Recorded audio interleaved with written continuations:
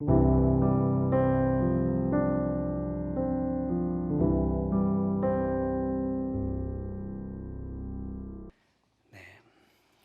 않으시는 하나님이라는 제목으로 말씀 전하도록 하겠습니다.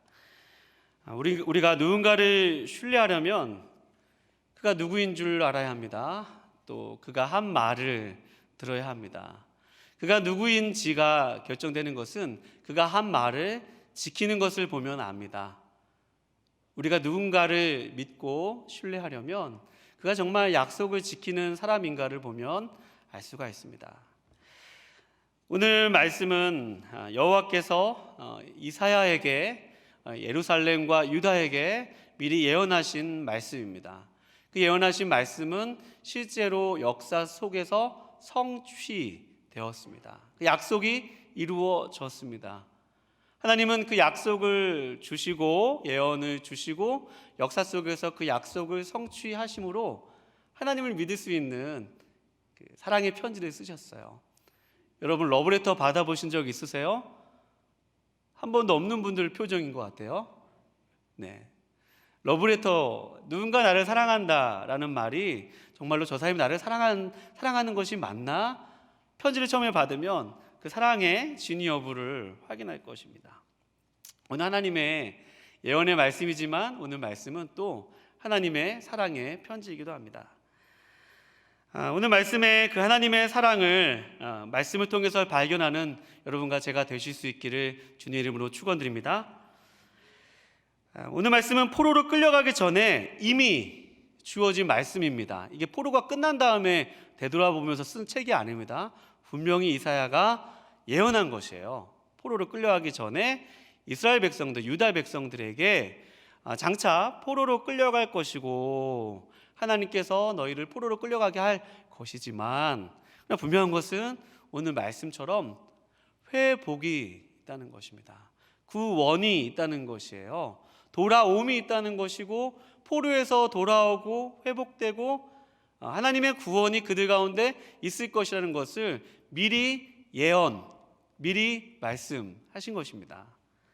그 말씀 한번 제가 배경 설명을 잠깐 들었는데요. 그런 관점에서 1절 말씀 보면 나는 시온의 의가 빛같이 예루살렘의 구원이 횃불같이 나타나도록 시온을 위하여 잠잠하지 아니하며 예루살렘을 위하여 쉬지 아니할 것인즉 이라고 말씀합니다. 특별히 하나님은 누구신가 이 말씀 보면 예루살렘을 위하는 분으로 소개하고 있습니다. 내가 누구누구를 위하여 라고 말씀하고 있죠. 나는 내 자녀를 위하여, 내 아내를 위하여, 또 우리 교회 식구들을 위하여, 내 구역 식구들을 위하여. 누군가를 위할 때 여러분 그 마음 아시죠? 하나님이 지금 유다와 예루살렘을 위한다고 주님이 말씀하고 있어요. 예루살렘을 위하시기 때문에 그들을 구원하시기 위해서 그 구원은 오늘 시온의 의라고 표현되어 있고 구원이 횃불처럼 밝게 빛나도록 오늘 말씀에 보면 그가 쉬지 아니하신다, 잠잠하지 아니하겠다라고 말씀입니다. 그 행위와 동기와 목적은 다 이스라엘을 위하기 때문입니다. 내 그를 위하여라고 말씀하고 있죠. 이사야는 계속 예언하죠. 2절 말씀에 이방 나라들이 내 공의를 묻 왕이 또 내 영광을 볼 것이요 너는 여호와의 이름으로 정하시 새 이름으로 일컬어질 것이다 라고 말씀하고 있습니다. 이것은 역사적으로 하나님께서 바벨론 포로에서 이스라엘 백성들에게 그 영광을 회복시키겠다고 하시는 말씀입니다. 바벨론 포로로 끌려갔으니 얼마나 그들이 그 땅에서 멸시를 당하고 수치를 당하였겠습니까? 너희들이 섬기는 하나님이 어디 있나 보라. 너의 상황을 봐라. 너희 지금 처한 이 환경을 보라. 하나님이 과연 너희들과 함께 하시느냐? 너희가 믿는 하나님은 과연 살아계시기는 한 것이냐? 라고 바벨론 포로지에서 이 바벨론 사람들이 또 거기 있는 왕들이 그들을 멸시하고 조롱하였을 것입니다. 그들을 멸시하였다는 것은 그들을 믿는 하나님을 조롱하였다는 것이죠. 그런데 이것은 또 역사적으로 어떻게 성취되어지냐 하면 바벨론 포로에 있었던 다니엘과 같은 하나님의 믿음의 사람들을 통해서 하나님이 영광 받으시는 것들을 우리가 성경을 통해서 알 수 있죠. 사자굴에 들어가도 불 속으로 들어가도 하나님이 여호와이신 것을 그 땅의 백성들이 다 알게 하셨습니다. 또 에스더를 통해서, 느헤미야를 통해서 포로기에 있었던 이스라엘 백성들이 비록 포로의 신분이었지만 그 주변에 있었던 그 나라 이방 사람들이, 또 왕국의 왕들이 그들을 통해서 영광을 보았고, 그들이 믿는 하나님을 살아계시다고 그들이 찬양하고 함께 고백하였던 것을 그 시대의 역사적으로 성취되었습니다. 또 이것이 또 어떻게 성취되었죠? 오늘날 2000전에 예수 그리스도께서 이 땅 가운데 오심으로 말미암아 예수님을 믿는 우리가, 이전에는 죄인이었는데 이전에는 하나님 모르는 자였는데 지금 하나님의 자녀로, 또 새로운 신분으로, 그분의 영광과 이름으로 이것이 성취된 것입니다. 하나님의 약속이 계속해서 이렇게 예언을 주시고 중간중간에 성취하시고, 또 2000년 후에 예수님을 통해서 성취하시고, 그것이 오늘 여러분과 저에게까지 그것이 이르게 된 것입니다. 하나님께서 오늘 그렇게 성취하시는 그 동기는 또 어디 있어요? 그것은 바로 위하여에 있죠. 내가 너를 위한다. 내가 너를 위해서 이렇게 구원을 베풀 거야. 또 너 왕들이 너를 통해서 영광을 볼 거야 라고 주님 말씀하고 있습니다. 말씀을 계속 보면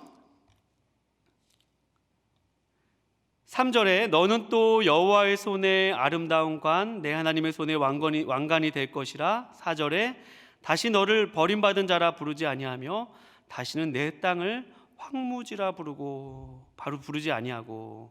여기까지 보면 다시는, 하나님 여기 보면 4절 이하에서부터 5절까지는 되게 하고 라고 말씀하시는, 너는 이런 사람이 될 거야 라고 말씀하시기 전에 되지 아니할 거라고 말씀하시는데, 너는 더 이상 버림받은 자라 부르지 아니할 거야. 그리고 다시는 내 땅을 황무지라 부르지 아니할 거라 라고 말씀하고 있습니다.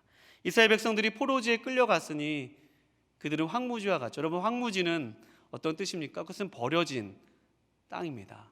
아무도 돌보지 않는 땅을 황무지입니다.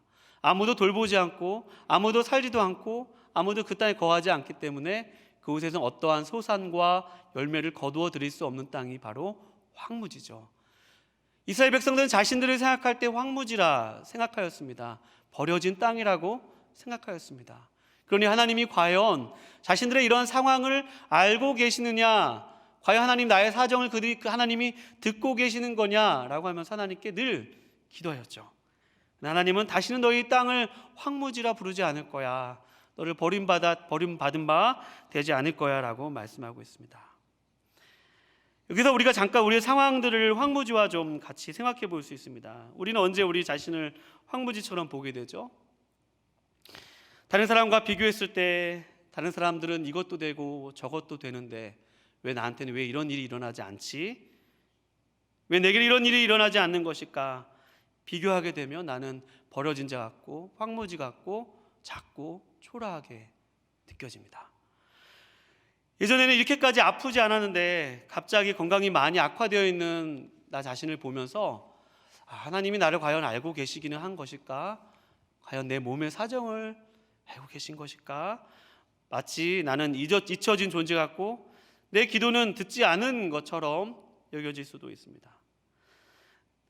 주변의 사람들이 너는 예수님을 믿는다고 하면서도 왜 내 문제는 해결되지 않느냐라고 조롱 섞인 주변의 사람의 말들을 우리가 들을 때도 있습니다. 하나님, 내가 이렇게 오랫동안 이 문제를 위해서 기도하고 있는데 왜 이런 기도의 응답이 더디어 이루어지는 것입니까? 왜 이루어지지 않는 것입니까?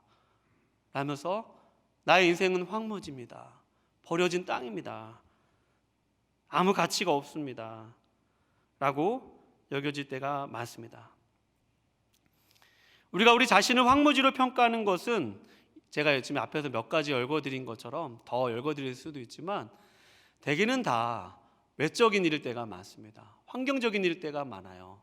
예전에 몸이 안 아팠는데 갑자기 몸이 많이 아프다든가, 예전에는 돈이 많았는데 지금은 통장 잔고에 삶의 규모에 비해서 통장 잔고가 많이 모자란다든가, 예전에는 안 그랬는데 똑같이 출발했는데 지금 나와 비슷한 또래의 사람들은 이만큼 되어져 있는 모습을 보면서 자기 자신이 작게 초라하게 여겨지기도 하고, 모든 것이 다 외적인 일이요, 상대적인 일이요, 다 환경적인 일로 내 자신을 그렇게 황무지와 같이, 버려진 자와 같이 평가할 때가 참 많다는 것입니다.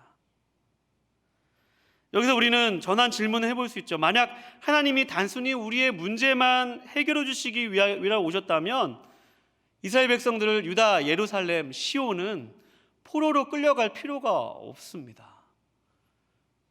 굳이 포로로 끌려가지 않아도 하나님을 믿을 수 있습니다. 그들에게 포로라는 시간이 굳이 필요하지 않아도 됩니다.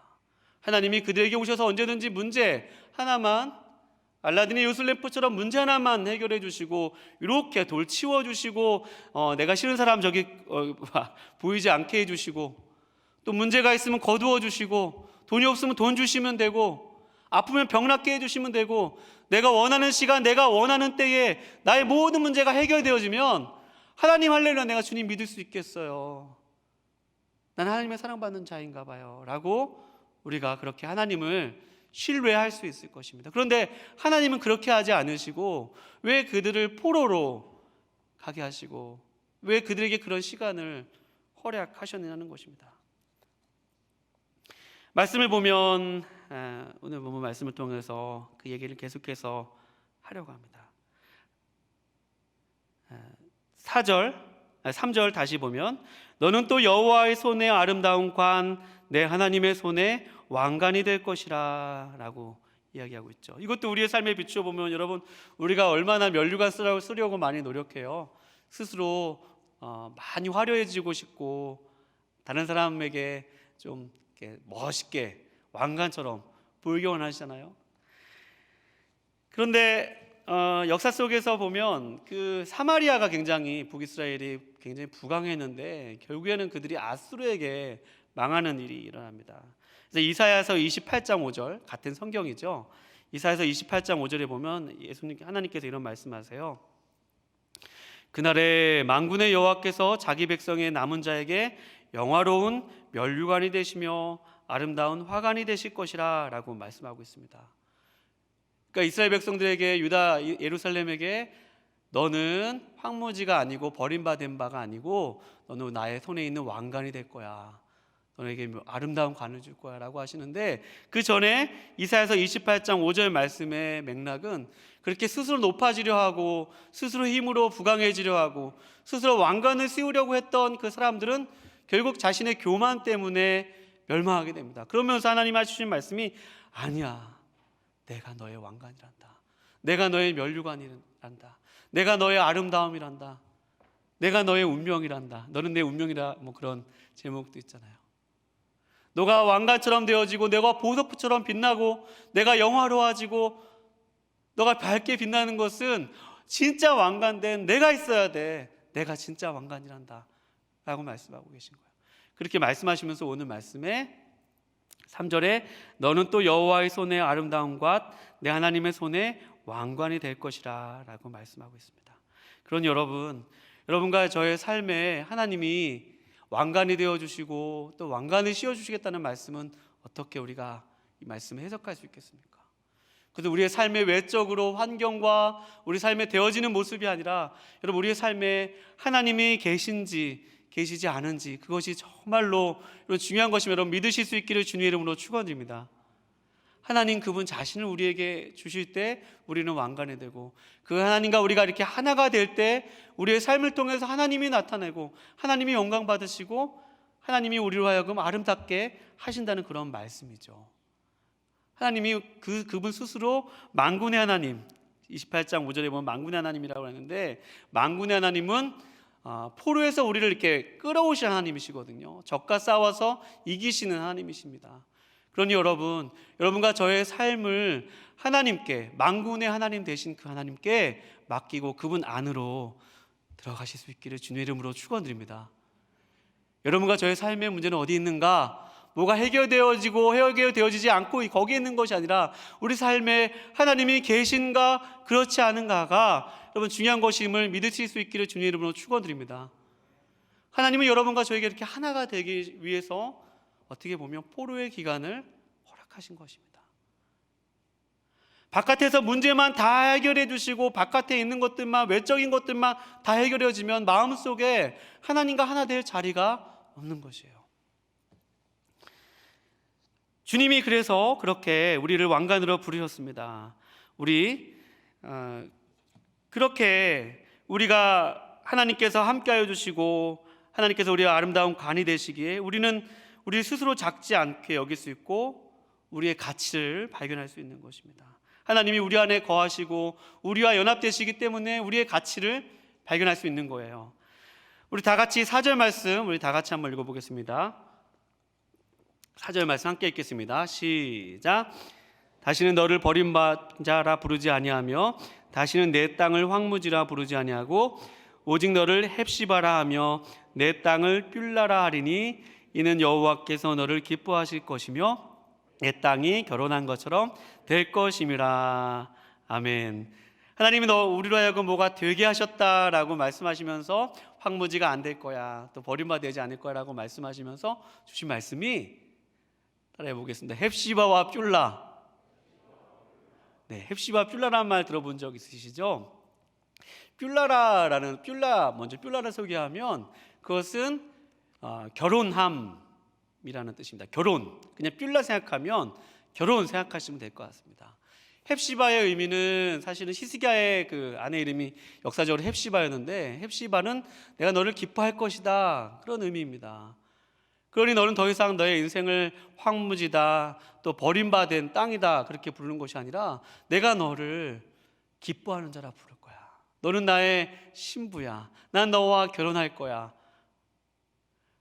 하나님이 오늘 이스라엘 백성들에게, 유다 예루살렘에게 그렇게 말씀하고 있는 것이에요. 여러분, 이게 얼마나 놀라운 이야기입니까?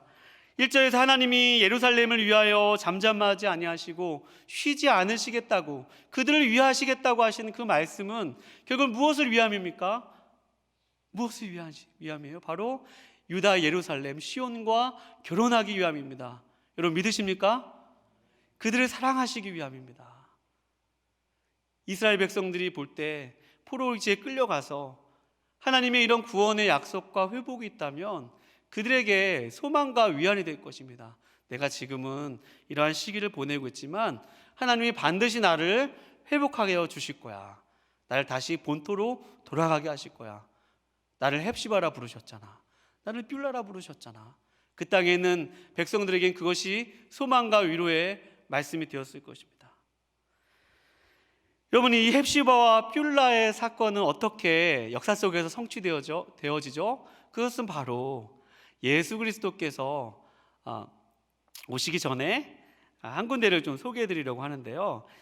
이사야서 53장 말씀에 보면 이사야서의 모든 그러한 성취가 구약 성경의 다른 부분에는 없는데 딱 이사야서에만 나오는 독특한 표현이 있습니다. 이사야서 53장, 그것은 5절 말씀입니다. 5절과 10절 말씀인데 제가 한번 읽어드리도록 하겠습니다. 그가 찔림은 우리의 허물 때문이요 그가 상함은 우리의 죄악 때문이라. 그가 징계를 받음으로 우리는 평화를 누리고 그가 채찍에 맞음으로 우리는 나음을 받았도다. 우리는 다 양 같아서 그를 행하여 각기 제 길로 갔거늘 여호와께서는 우리 모두의 죄악을 그에게 담당시키셨도다. 이게 바로 여호와의 종의 고난받는 여호와의 종의 그런 모습입니다. 그래서 10절 말씀에 이런 말씀이 있습니다. 이사야서 53장 10절 말씀에 보면 여호와께서 그에게 상함을 받게 하시기를 원하사 질고를 당하게 하셨은즉 그의 영혼을 속건제물로 드리기에 이르면 그가 씨를 보게 되며 그의 날은 길 것이요 또 그의 손으로 여호와께서 기뻐하시는 뜻을 성취하시리로다 라고 말씀하고 있습니다. 여호와께서 기뻐하시는 뜻을 누가 성취하냐면 고난받는 종, 버림받고 멸시받은 바 되고 또 사람들을 위해서 고난받는 그 종이 자신의 고난을 통해서 여호와의 뜻을 성취한다는 거예요.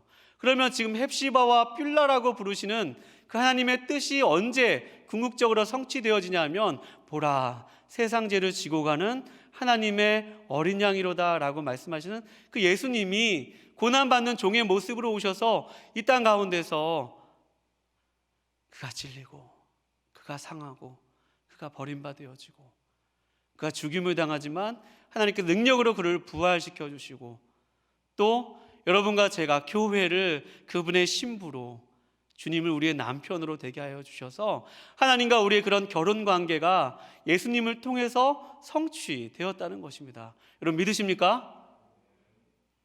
여러분, 우리가 하나님을 믿을 수 있는 그 근거는 하나님이 약속하시고 그것을 역사 속에서 성취하셨다면, 아, 내가 하나님을 믿을 만한 분이네 라는 것을 알 수 있는 것이에요. 헵시바와 뷸라, 너는 나의 신부다, 너는 나의 사랑하는 자다 라고 하는 것은 바로 고난받는 종 예수 그리스도를 통해서 하나님이 그 뜻을 아들을 통해서 성취하게 하여 주셨습니다. 여러분, 하나님이 여러분과 저를 그렇게 사랑하십니다. 여러분 믿으십니까? 스바냐 3장 17절, 너희 하나님 여호와가 너희 가운데 계시니 그는 구원을 베푸실 전능자이시라. 그런 너로 말미암아 기쁨을 이기지 못하시며 너를 잠잠히 사랑하시며 너로 말미암아 즐거이 부르며 기뻐하시리라. 아멘. 우리는 여러분 외적으로 우리의 문제가 해결되어지만 내가 사랑받는 존재라고 생각되어지는데요. 여러분 부부관계를 부부 생활을 해봐서 아시겠지만, 여러분 진정한 행복이 어디 있던가요? 부부 생활의 진정한 행복이 어디 있죠? 그것은 나의 남편과 나의 아내와 내가 마음으로 진심으로 연결되어져 있다는 그 느낌입니다. 그 관계예요.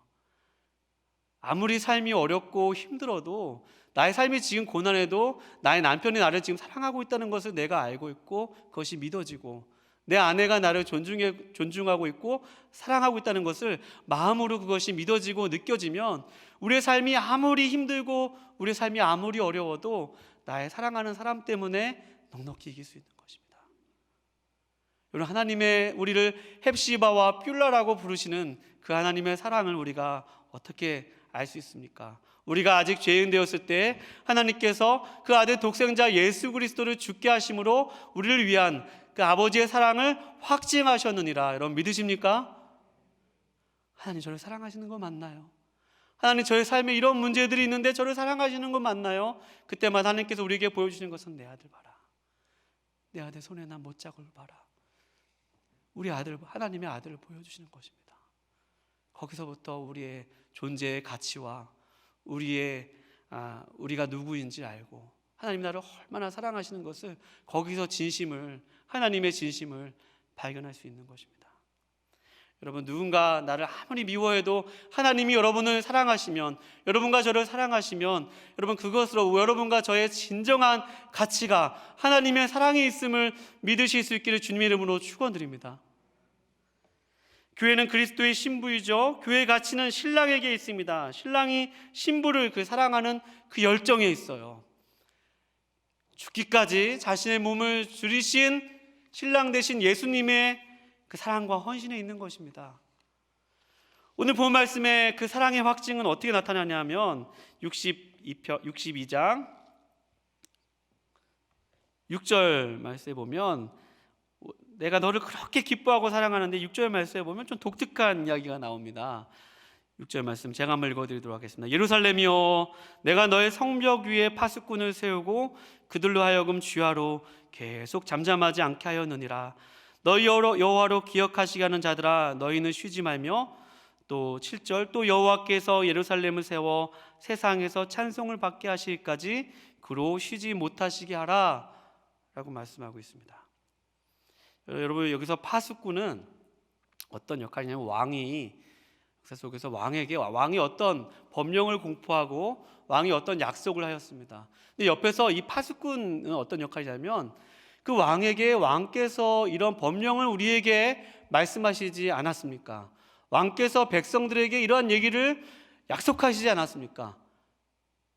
라고 그 얘기만 왕에게 계속해서 인지시켜주고 상기시켜주고 생각나게 하고, 계속해서 왕께서 이런 말씀을 하셨습니다 라고 옆에서 얘기하는 사람이 바로 이 파수꾼. 우리 원어경 한글 성경이 파수꾼으로 기록되어 있지만 역사적인 의미로는 그런 의미가 있습니다. 그러니 하나님께서 이스라엘 백성들을 유다 예루살렘과 시온을 헵시바와 뷸라로 부를 만한 능력이 없다거나, 그들이 범한 죄로 말미암아 그들을 그렇게 사랑할 만한 하나님의 성품이 부족해서도 아닙니다. 하나님의 기억력이 부족하셔서 그것을 잊으시는 분이기 때문에 파수꾼을 세우는 것이 아닙니다. 여기서 하나님께서 그 성벽 위에 파수꾼을 세우시는 이유는 내가 그들을 그렇게 사랑하고 열정적으로 사랑하는데 또 옵션으로, 굳이 표현하자면 옵션으로 또 계속해서 누군가가 하나님 이스라엘 백성들을 헵시바와 뷸라로 부르지 않았습니까? 하나님께서 그들을 사랑하신다고 말씀하시지 않았습니까? 하나님께서 그들을 위해서 쉬지 않으신다고 말씀하지 않으셨습니까? 하나님께서 그들을 여호와의 종을 통해서, 고난받는 종을 통해서 구원하신다고 약속하여 주셨고 그 아들 예수 그리스도를 통해서 그 약속을 성취하시지 않았습니까? 지금 그 파수꾼이 지금 보좌에 계신 예수님이시고 우리를 위해서 중보하시는 예수님이시고 또 지금도 설교 강단에서 계속적으로 하나님과 교회를 향해 선포하시는 우리 목사님 말씀드리고 또 그 파수꾼은 어떤 사람들이에요? 또 우리 같이 고백해 봅시다. 내가 바로 파수꾼이다. 시작. 우리 옆에 사람과 인사해 봅시다. 당신은 파수꾼입니다. 시작. 무슨 말이죠? 하나님이 사랑하시는 우리 구역의 우리 집사님, 하나님 그렇게 사랑하시는데 하나님 저 아픈 병에서 노인을 받을 수 있도록 도와주십시오. 하나님 저 가정에 저런 문제가 있는데 나의 문제도 있지만 참 저 문제를 위해서 해결해 주십시오. 제가 최근에 어떤 분과 이렇게 전화 신방을 하면서 그러면 참 귀한 얘기를 들었어요. 목사님, 제가 예전에 우리 가정에 문제가 없을 때는 그런 기도를 못 했는데 우리 가정에 문제가 생기고 또 가족 중에 누가 아프고 또 그런 과정을 통해서 기도하면서 제가 진짜 사명을 발견하게 되었습니다. 그것은 바로 내가 새벽마다 와서 우리 교우들을 위해서 기도하는 것이에요. 우리 교회의 아픈 사람들을 위해서 또 우리 교회를 위해서 나라를 위해서 기도하는 것이 진짜 저의 사명인 것을 제가 이제야 깨달았습니다. 좀 연세가 많으신 분이셨는데 그 말을 듣고 제가 얼마나 마음 가운데 큰 감동이 되었는지 모릅니다. 여러분, 하나님이 우리를 사랑할 만한 능력이 없거나 우리를 위하시지 않거나 우리를 구원할 만한 능력이 없어서 우리에게 파수꾼을 두시는 것이 아니라 하나님께서 그분의 사랑을, 그 불붙는 그 사랑을 누군가가 더 옆에서 얘기해주고 하나님 사랑하시잖아요. 하나님의 자녀이잖아요. 하나님의 신부이잖아요.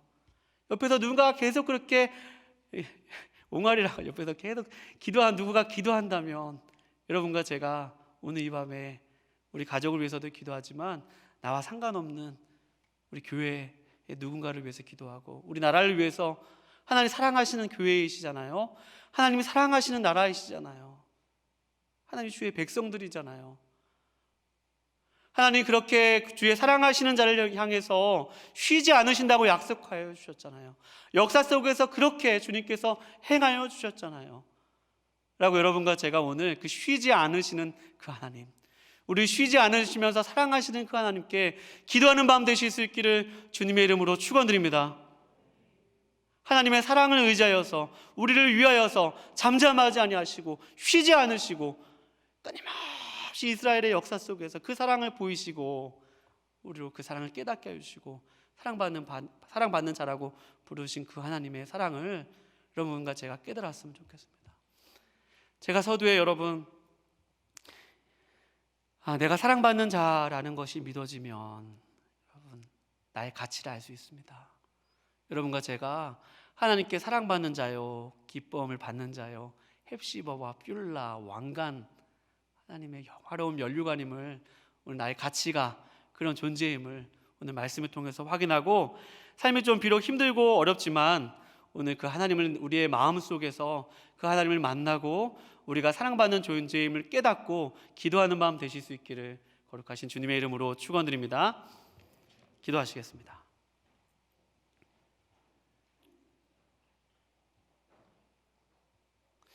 하나님 아버지,